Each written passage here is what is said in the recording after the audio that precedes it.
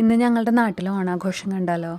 നാട്ടിലെന്ന് പറയാൻ പറ്റില്ല, ഞങ്ങൾ അയൽവാസികളെല്ലാം കൂടി നടത്തിയ ചെറിയൊരു ഓണാഘോഷം.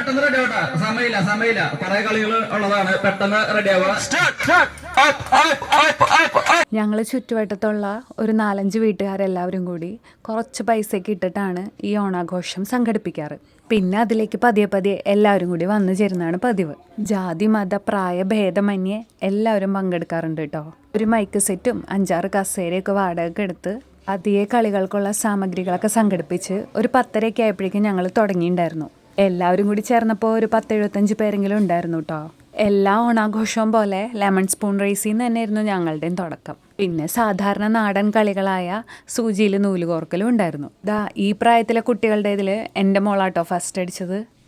ആള് ജീവിതത്തിൽ ആദ്യമായിട്ടായിരിക്കും സൂചിയിൽ നൂല് കോർത്ത് നോക്കിയിട്ടുണ്ടാവുക.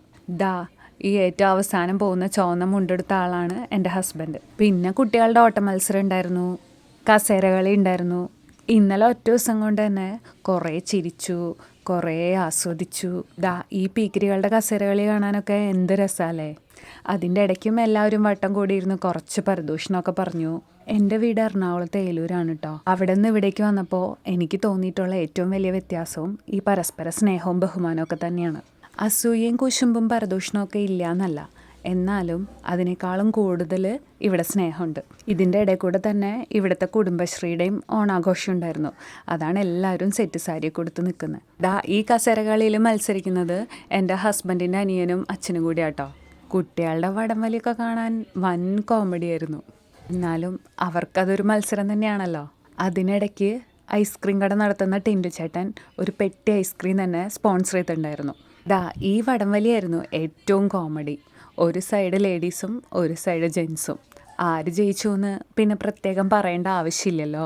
പിന്നെ ലേഡീസിനെ സപ്പോർട്ട് ചെയ്യാൻ വേണ്ടിയിട്ട് കണ്ണൻ ചേട്ടനും അച്ഛനും കൂടി അവരുടെ സൈഡിൽ കയറിയിട്ടുണ്ടായിരുന്നു. എന്നാലും രക്ഷപ്പെട്ടില്ല. ഇപ്പുറത്തെ 9 ലേഡീസിന് അപ്പുറത്തെ 9 ജെൻസ് എന്നുള്ള അവസ്ഥ പ്രത്യേകം പറയണ്ടല്ലോ. പിന്നെ കുട്ടികളുടെ മിഠായി വറുക്കലും ഒക്കെ ഉണ്ടായിരുന്നു. പിന്നെ അത് കഴിഞ്ഞിട്ട് കുടുംബശ്രീക്കാരുടെ ഒരു ഡാൻസ് ആയിരുന്നു. കോപ്പിറൈറ്റ് ഇഷ്യൂ വന്നാലോ എന്ന് പേടിച്ചിട്ട് ഞാൻ പാട്ട് ഇവിടെ കൊടുക്കുന്നില്ല കേട്ടോ. ചിങ്കാരക്കിന്നാരം പാട്ടിലെ കുപ്പിവള കയ്യാൽ മെല്ലെ എന്ന് പറഞ്ഞ പോർഷനായിരുന്നു അവർ ഡാൻസ് കളിച്ചിട്ടുണ്ടായിരുന്നത്. അവരുടെ ഡാൻസൊക്കെ കണ്ടു കഴിഞ്ഞപ്പോൾ പിന്നെ ആണുങ്ങൾക്കും വാശിയായി. അവരും കളിച്ചു ഒരു ഡാൻസ്. ഏകദേശം എല്ലാം സ്പോട്ട് കൊറിയോ ആണ് കേട്ടോ. ശരിക്കും പറഞ്ഞു കഴിഞ്ഞാൽ ഓണാകുമ്പോഴേക്കും എല്ലാവരും വിളിച്ചു കൂട്ടി ഇതൊക്കെ ഓർഗനൈസ് ചെയ്യുന്നത് കുട്ടാരുവേട്ടനാണ് കേട്ടോ. കുട്ടാരുവേട്ടന് ഒരു സ്പെഷ്യൽ താങ്ക്സ്. ഇത്രയൊക്കെ ആയപ്പോഴേക്കും എല്ലാവർക്കും വിശന്നൊക്കെ തുടങ്ങിയിട്ടുണ്ടായിരുന്നു.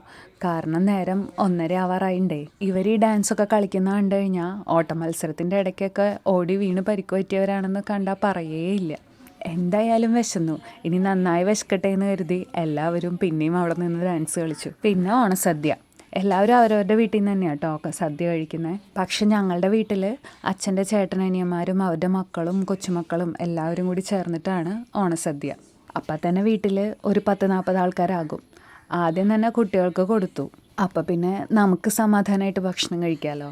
ഞങ്ങളുടെ സദ്യയിൽ ഒരു 9 കൂട്ടം കറിയും പിന്നെ പപ്പടവും പായസവും പഴമൊക്കെ ഉണ്ടായിരുന്നു. അങ്ങനെ കുശാലായിട്ട് ഭക്ഷണമൊക്കെ കഴിച്ച് പണികളൊക്കെ ഒതുക്കി കുറച്ച് നേരം റെസ്റ്റ് എടുത്തു.